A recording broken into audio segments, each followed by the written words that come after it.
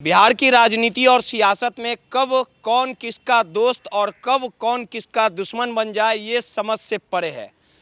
कुछ दशक पहले, कई वर्ष पहले कुछ इसी तरह की वस्तु स्थिति थी। आपको भी पता है कि रणनीतिकार के तौर पे प्रशांत किशोर ने बिहार में, देश में एक अलग पहचान बनाई और बिहार के मुख्यमंत्री नीतीश कुमार के साथ कितने मधुर रिश्ते प्रशांत किशोर के हुआ करते थे। नंबर 2 की हैसियत जेडीयू में प्रशांत किशोर की होती थी और प्रशांत किशोर से हर एक काम नीतीश कुमार पूछ के करते थे। यानी जनता दल यूनाइटेड में प्रशांत किशोर का दबदबा बना रहता था। समय बदला और दोनों की राहें अलग हुई। आपको भी पता है कि पद यात्रा के माध्यम से प्रशांत किशोर ने बिहार की राजनीति में कदम रखा, जनसुराज पार्टी की नींव रखी और उसके बाद 2025 के विधानसभा चुनाव में अपने भाग्य का फैसला करने के लिए चुनावी मैदान में कूदे, लगातार बड़ी बड़ी बातें की।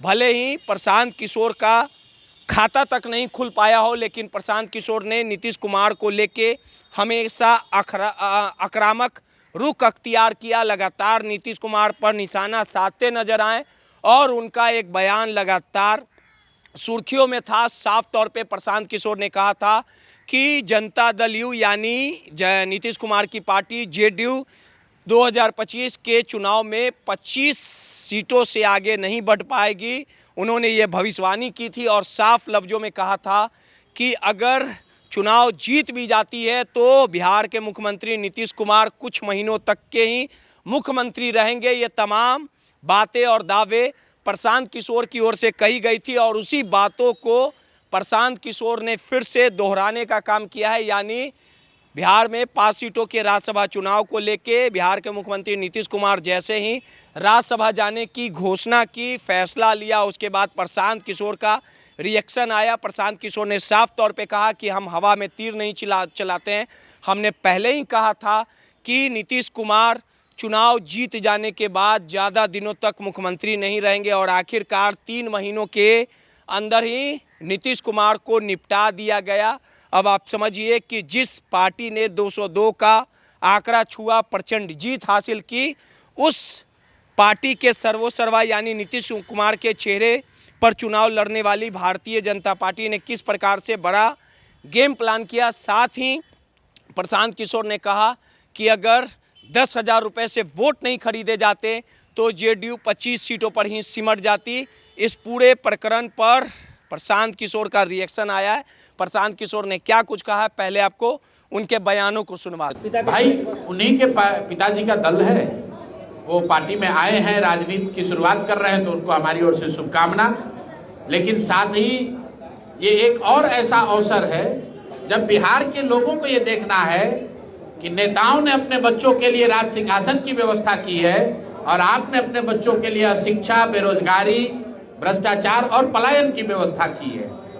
तो भाई, आपको अपने बच्चे की कितनी चिंता है, आप बता दो। जनसुराज यही बात कह रहा है कि जब वोट देते हो तो अपने बच्चों की चिंता करो। नेता अपने बच्चों की चिंता किसी भी हालत में कर लेगा, जीते तो भी, हारे तो भी।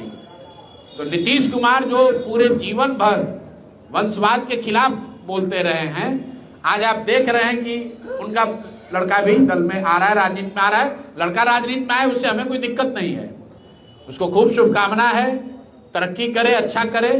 लेकिन ये आपके, हमारे और बिहार के हर परिवार के लिए ये सोचने का समय है कि देखिए, कोई भी नेता, वो सफल हो असफल हो, स्वस्थ हो अस्वस्थ हो, युवा हो बुजुर्ग हो, अपने बेटा के लिए उसने राज सिंहासन की चिंता जरूर की है।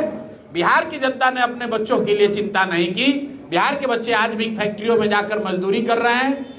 चुनाव के बाद से, पिछले चुनाव के रिजल्ट आने के बाद से कम 50 से ज्यादा नवयुवक बिहार के अलग अलग देश के हिस्सों में फैक्ट्रियों में काम करते हुए उनकी कहीं ना कहीं दुर्घटना में मौत हुई है। ये खबर नहीं है, ये चर्चा नहीं है। किसी परिवार का बच्चा मर गया, पूर्वी चंपारण के 8 से ज्यादा बच्चे पटाखा फैक्ट्री में जल के मर गए, वो खबर नहीं है। आपकी, हमारी सबकी चिंता ये है कि किसी मुख्यमंत्री का लड़का पार्टी में ज्वाइन कर रहा है। तो यही दुर्दशा का कारण है। और मेरे भाई, जब तक समाज नहीं जगेगा, आप और यहाँ का समाज अपने बच्चों की चिंता नहीं करेगा, ये दुर्दशा बनी रहेगी।